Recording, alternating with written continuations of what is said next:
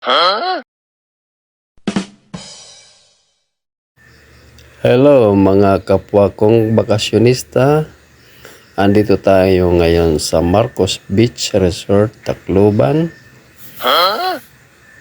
Pwede niyo pasyalan. Pwede kayong mag-relax, mag-swimming. Halika, pasukin natin to. Yan.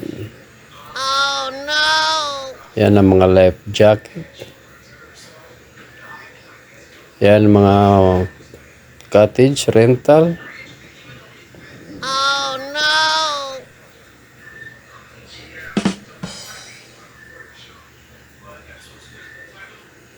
Pwede mag-overnight.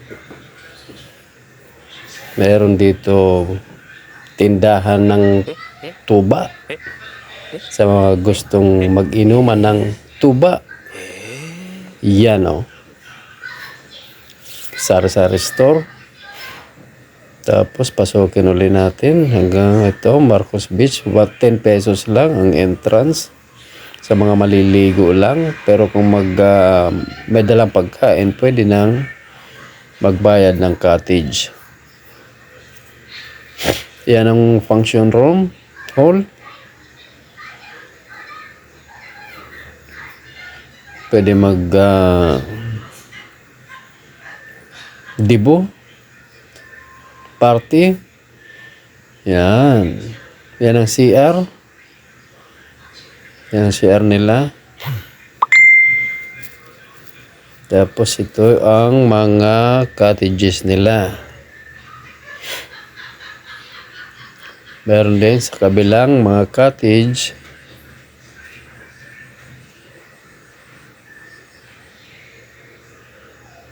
Mamili na lang kayo kung saan nyo gustong mag-cottage.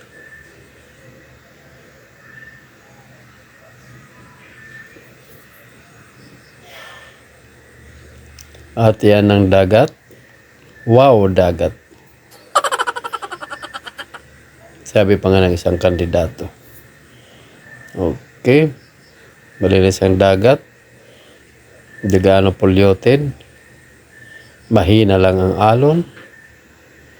May nagbabangka pa. Yung island na makikita nyo, makasaysayan yan.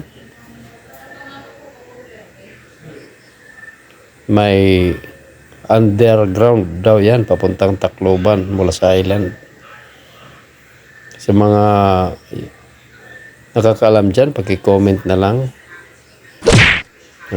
Okay, nandito tayo ngayon, chika-chika sa mga kapatid ko, mga pinsan ko. Konting pahangin. Oh, walang pagkain. Chika-chika lang.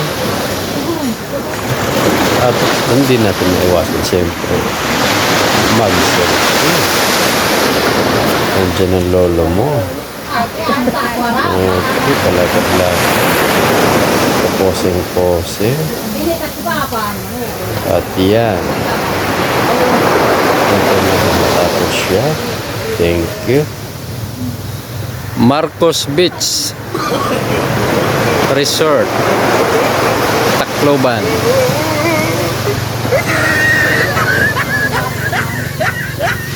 Yan cottage namin. Yan.